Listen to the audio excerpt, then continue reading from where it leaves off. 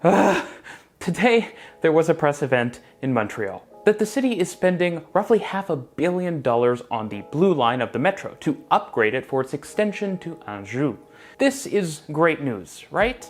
Well, no, yes, maybe. It's incredibly complicated. But there's a big issue here that gets to the crux of the problems that so many North American and Canadian cities face when they're trying to expand their transit systems. A problem that leads to cities like Montreal, Toronto, and Vancouver having underwhelming transit, at least compared to what they could have. So come along with me as I get irrationally angry about trains. Now, a quick disclaimer. If you work at the STM, Montreal's public transit agency, I'm sorry, I'm gonna get a little fired up in this video. Taking a little time out of my regular schedule complaining about the Toronto Transit Commission here in Toronto, the public transit system, to complain a bit about Montreal. Understand that I'm a user of the TTC and when I'm in Montreal of the STM, and I care about it being a good experience so that more people get on transit so that the STM and TTC can grow. I think the plans being presented could be better, could cost less, and could serve Montrealers and Canada as a whole far better. And so I'm making this video because I want better for the city that I love. So what's the situation? Well, right now in Montreal, the Blue Line is being extended by 5 stations to the east to Anjou. But there's a bit of a predicament here. Installing the otherwise dated signaling system that the rest of the Blue Line uses on a brand new extension doesn't make a ton of sense and might be completely infeasible. And since using multiple signaling systems on a single metro line, well, not impossible is not preferable, it seems to make sense to upgrade the whole Blue Line to a more modern signaling system. The line specifically is going to be upgraded to CBTC, or Communications-Based Train Control. And this isn't anything special. I talk about CBTC in lots of videos. It's been used since like the 70s in various forms. It's not anything special or unusual. It's good, though. So then why am I saying this? Is upgrading the line not a good idea? Well, yes, it is a good thing, but spending $500 million on it doesn't make a ton of sense. For that same amount of money, Montreal could use CBTC, but also automate the line and install platform screen doors, something which other cities have done for the same amount of money, or even less. What? What's even worse, that kind of compounds on top of this, and personally frustrates me, is that right now the STM is talking about cutting back service for Montrealers on the public transit network, with lower frequencies and less service. Of course, they don't have full control over this. The STM needs more funds to run more service, obviously. But the STM also does have levers it can pull. By automating lines and installing platform screen doors, the STM can essentially convert capital dollars into much needed operating dollars by making the lines less expensive to operate. And for what it's worth, even if you don't believe that the automation of the line itself is going to save a lot of money, even if lines like the Vancouver SkyTrain have some of the lowest operating costs per kilometer in the world, well, the platform screen doors also do lead to major cost savings because they prevent so many different types of very bad disruptions that tend to cost a lot of money in wasted time, but also in things like shifting operator shifts around so they end up working overtime or can't start their shift on time. Now, of course, communications-based train control, which would also be installed for an automated line, would also save some amount of money, but it's going to be substantially less. It just seems crazy to me that the STM on one hand can say, we don't have enough money to operate the services that we want to operate, so we're going to cut them back. Well, on the other hand, the STM is saying, we need lots of money to spend on this major project that isn't going to substantially reduce the cost of operating transit, so we can run more of it. At the same time, as someone who's been living in a city that has been retrofitting communications-based train control onto one of our main subway lines for years, I really recommend you make sure you don't want to do any extra work after the fact. In Toronto, installing CBTC meant shutting down the subway on weekends for years. That was a lot of buses that had to be paid for and a lot of worse transit that people had to experience. So if you're going to eventually do platform screen doors, it seems like you probably should just do it all in one shot. It would really suck to, 5 years after upgrading line, realize that, hey, in Asia and Europe, basically every new or modern metro line uses platform screen doors. Maybe we should install those. Shut the line down for years again to do the upgrades to platform screen doors and automation and drive people away from transit. And this isn't just a matter of saving money on operations. The Blue Line extension project that I referenced earlier is going to be incredibly expensive. One of the most expensive metro projects ever built. And while the Blue Line extension isn't going through farm fields, it also isn't going through the center of historic Paris or next to the Colosseum in Rome, projects which quite possibly actually cost less to build than the Blue Line extension. You see, a little appreciated benefit of platform screen doors, if the STM were to adopt them, is that you could actually change the designs of stations on the Blue Line extension to make structural use of the platform screen doors to reduce their cost. By having platform screen doors, you know the train doors are always going to be in the same place, and so you can actually put columns directly next to the edge of the platforms, which is something you'll notice you see in old cities with old subways, like for example, New York.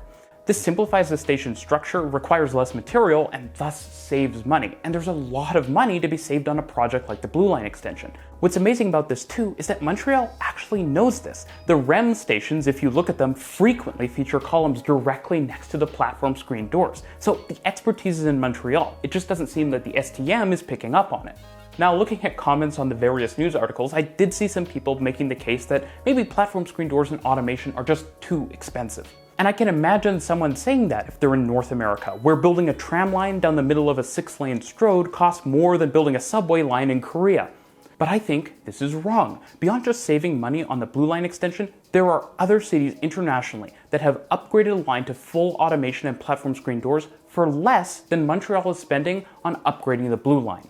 The most beautiful example of this is actually from Paris, where Line 1, an incredibly busy line that goes near numerous historic monuments in central Paris, was fully automated and had platform screen doors added about 10 years ago.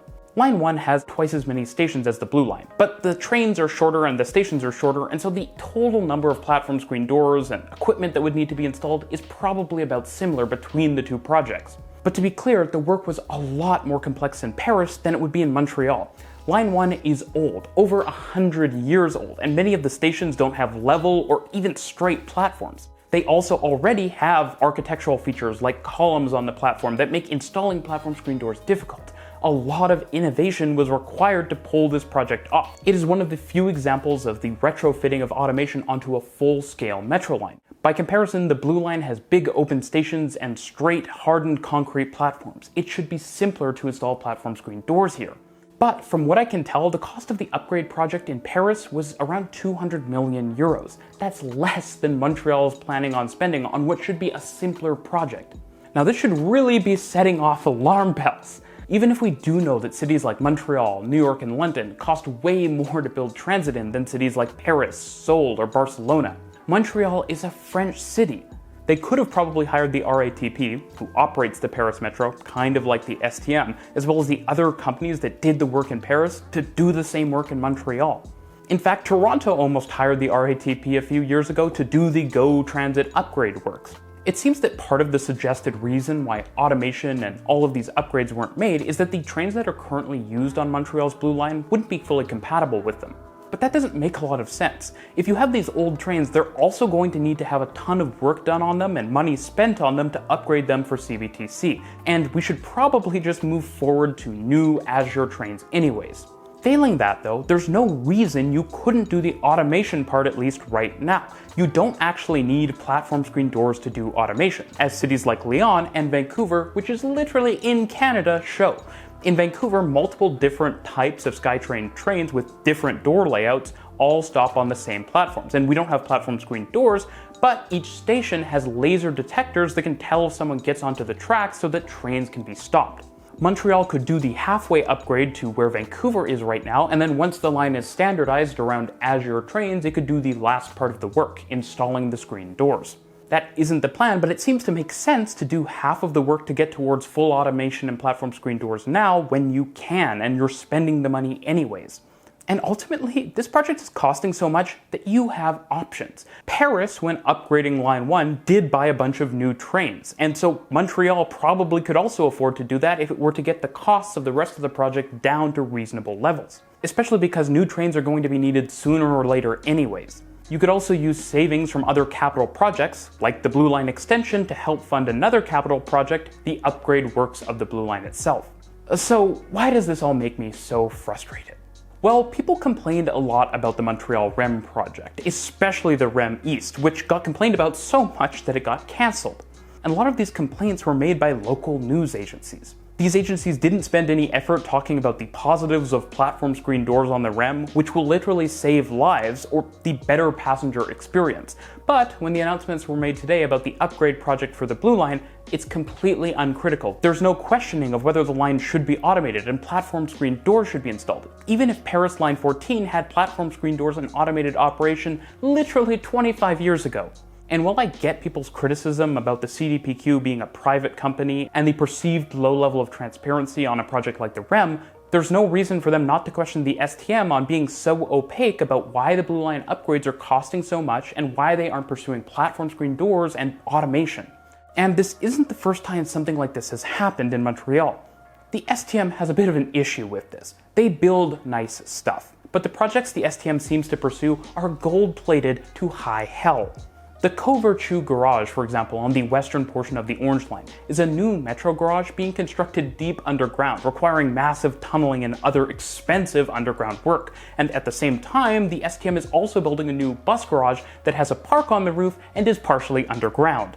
Now, of course, having a nice bus garage or metro depot is a good thing, but the issue is when you spend $1 billion or $2 billion on a new metro depot or bus garage, then you can't spend that money on things that will actually truly impact passengers. Accessibility upgrades, platform screen doors, better trains, better buses, and better service. Of course, you could also do a lot if you didn't spend so much on projects that could otherwise be done for much less money, but that's the topic for another video. Ultimately, I've made a lot of videos about cities like Santiago and Mexico City, and while they don't build fancy underground metro depots or bus garages, they seem to have much more comprehensive and high-quality transit than Montreal. We could have that, but we don't because we spend so much money on things which are nice, but don't actually make public transit any better than a comparably less expensive option. Of course, I love the Metro and the STM, and in many ways I still think it's the best transit agency in North America, like through its graphic design and communications. But this project is just a very good example of what this agency is getting wrong.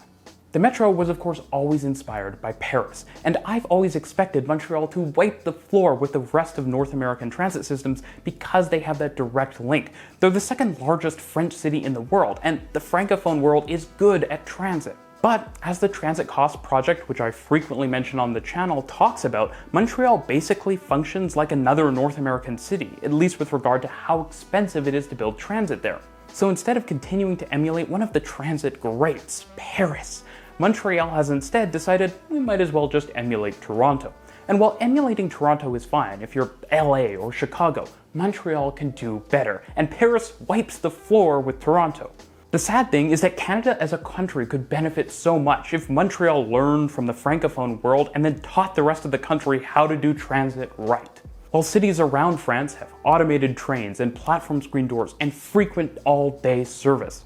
From Lille to Rennes to Marseille, which is actually doing the upgrade works for similar prices as Montreal's just upgrading the signaling system on the Blue Line. Not to mention, of course, Paris, Canada still has no fully automated line with platform screen doors, albeit a few lines are now being built.